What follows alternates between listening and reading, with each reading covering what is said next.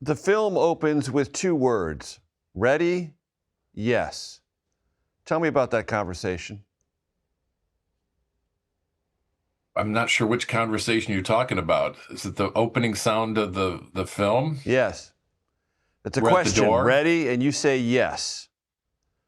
Ready yet? Well, I think we're taking a deep breath before we knock on the door, as I recall. And that is me and photographer Lou Bope standing at the threshold of one of the parents, their home, about to go in and ask a big, huge favor of, can we photograph your child's bedroom?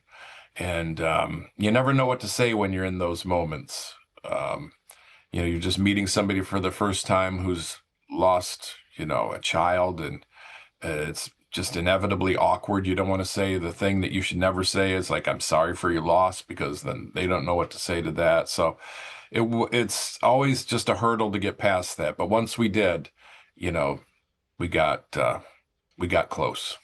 And that's why I wanted to start there, Steve, because the film captures the loss of these parents, this unimaginable loss, but it is also a kind of silent commentary on the difficulty of the task you set to accomplish.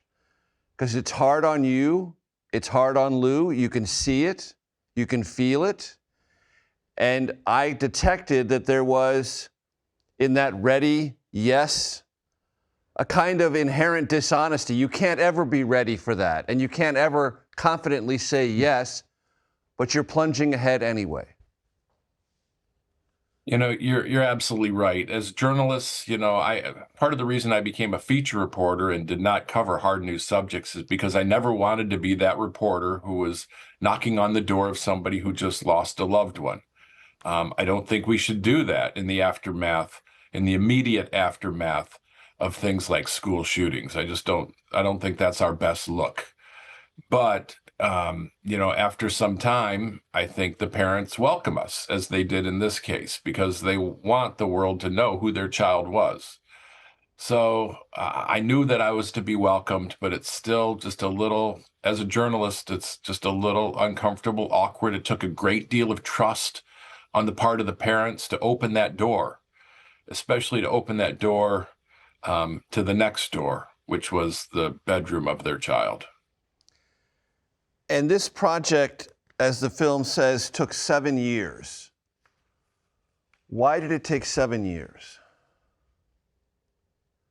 Because, as you might expect, I was asking to go into a very sacred space, the child's bedroom, and most parents didn't want to be part of that. Some because the room had been repurposed or the things had packed up. And so I was sending letters to pretty much every parent who lost a child since Sandy Hook, asking to be allowed into this sacred space. So it took a while to get enough yeses. And that's partly why it took so long. I also did this on the sly. I did not tell our minders at CBS News that I was even doing this project. So I was working this in on weekends when families would agree, and doing it on my own time because, quite frankly, I thought they would say no if I asked our bosses, because it's so off-brand for me. I'm the feel-good news guy, and I wanted to do it, but I didn't want somebody to say, no, you can't do it. So those are the main reasons why it took as long as it did. Some of the best work I've done without telling my bosses, Steve. So I applaud you for that instinct and that approach. I get the feeling, Steve, that if you could, you would melt the Oscar or put it in a wood chipper if you could give these families what they've lost back. Absolutely. Everybody on the team, we got 2 Oscars for the team, and I think we would do that very thing because, when we won, there's joy, of course, even the parents, there was great joy on the faces of the parents who attended the Oscar ceremony with us. But at the same time, we would all, wish this story did not need to be told. But we do find purpose, all of us involved, in the fact that maybe we can help move the needle and make some progress because of the unique approach of the film. It's different, really, as you know, than anything else that's been that's been done on the subject.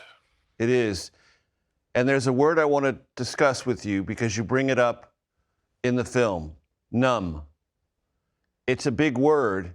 It looms over this topic of school shootings and mass shootings in our country. And it's a deeply important word because if that's true, we're more lost than we realize. And it has become true, at least on this subject. I know because I was numb.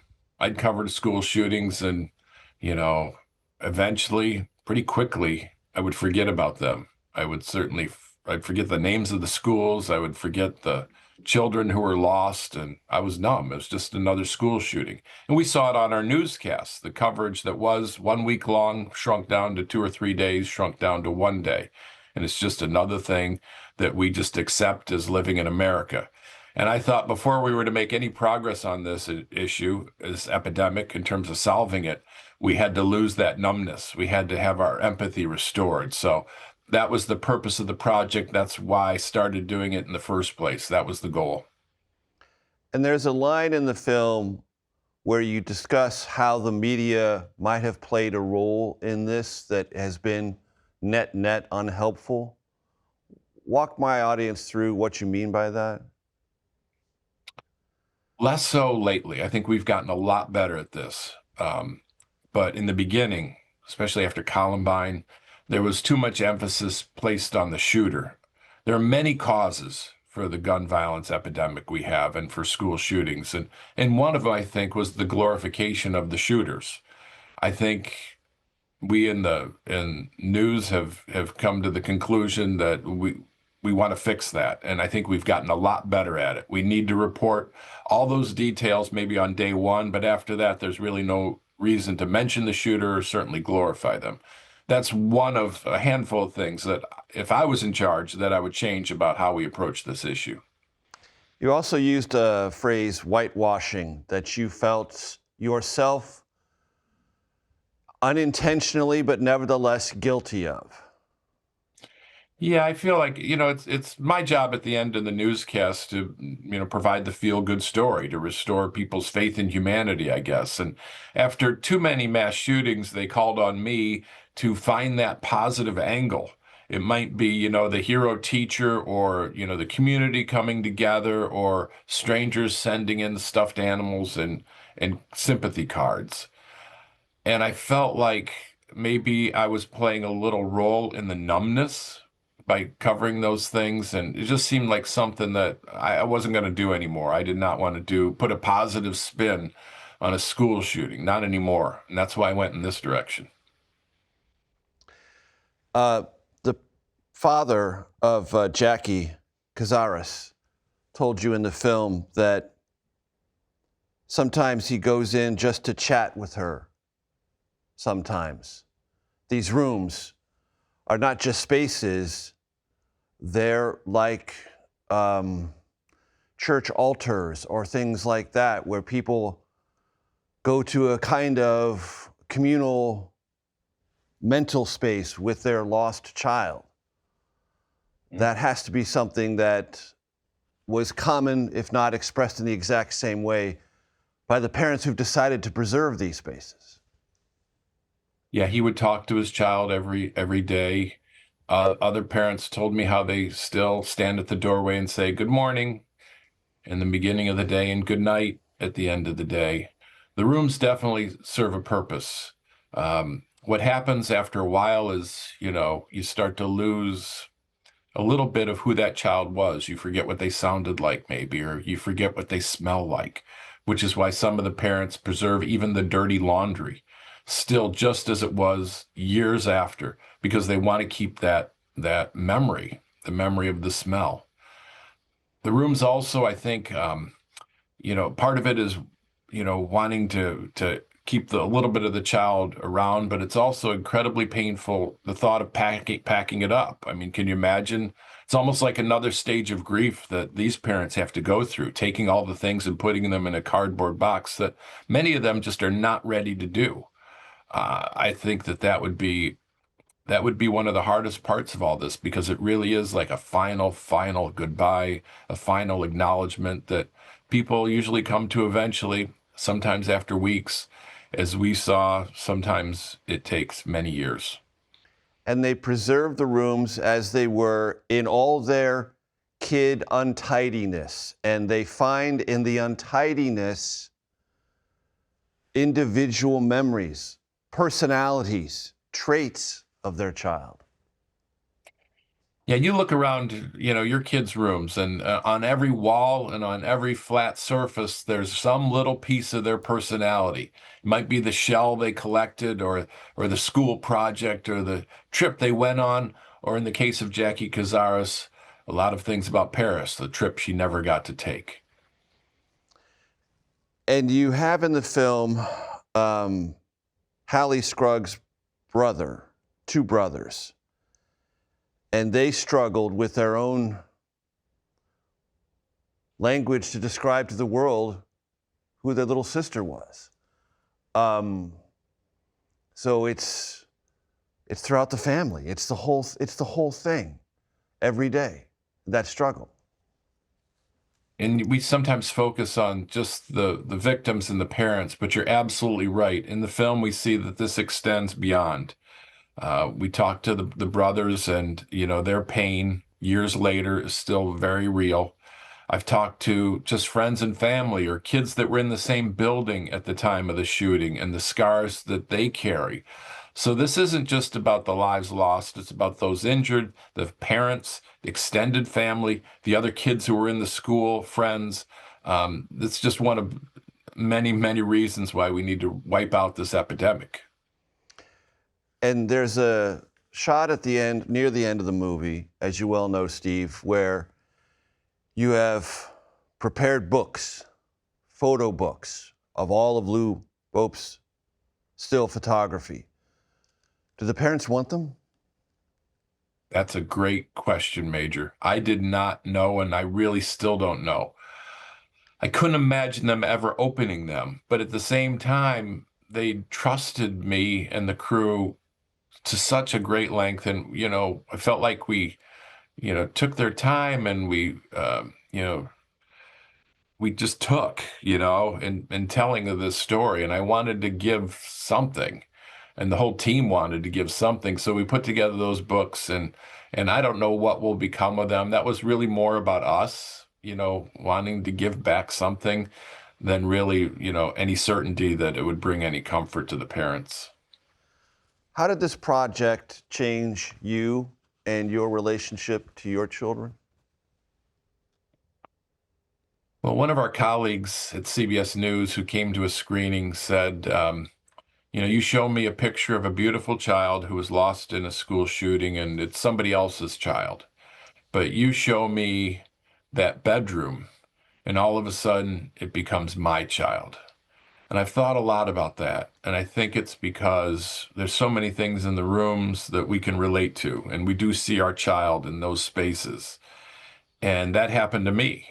I will never hear about a school shooting again without thinking of the bedroom, especially the day of, thinking of the parent that has to walk back into that space at the end of the day with the lovey or the stuffed animal, right where it was left. And you know how kids leave rooms, they never pick up anything. They always plan to return, and you walk in there knowing that child will never return. That's the space I'm in right now. That's the space I think the whole country needs to be in before we even begin to discuss what the possible solution to this epidemic may be.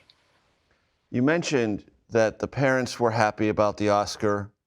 How did they express that, and what were those interactions like? Major, it's been an emotional journey, but it all came to a head on Oscar night. We had all parents who were part of the film in attendance. The director, producer, Gloria, and I went on stage, and then you go backstage for a while for press interviews and for photos, and then you come back, and the whole team is waiting there. They were at the bottom of the stairs as we came down. And I'm coming down the stairs, and I'm seeing the faces of these people who just trusted me with this very intimate space with this very intimate story, and I see them, and they're in tears, joyful tears, and hugging those parents after that Oscar win. I don't know if I've really touched anybody, non-family member, so tightly and hugged them so dearly than I did in those moments. And their joy was just so beautiful to see. You know, they say with an Oscar, you know, it doesn't matter whether you win or lose, it's an honor to be nominated. No, I felt like we needed to win because the parents had experienced so much disappointment. I just didn't want to be another disappointment on top of that. Because for them, you know, they didn't really align on solutions to the problem or the issue. The only thing that really united them all was we want people to know who our child was. And the Oscars a very bright spotlight, and you know, 1 billion people are watching, and those names were set on stage. And for them, it's like, okay, the world knows my child, and you know, it was a good feeling. There were a lot of very happy tears from a lot of people that you wouldn't think would have them in them. And you brought them to them, Steve, and I'm grateful for the time you spent with us. I would say congratulations, but that feels a little off. But I honor your work. I honor the spirit behind it. And I know my audience is grateful to the time you spent with us. Thank you. Thank you so much.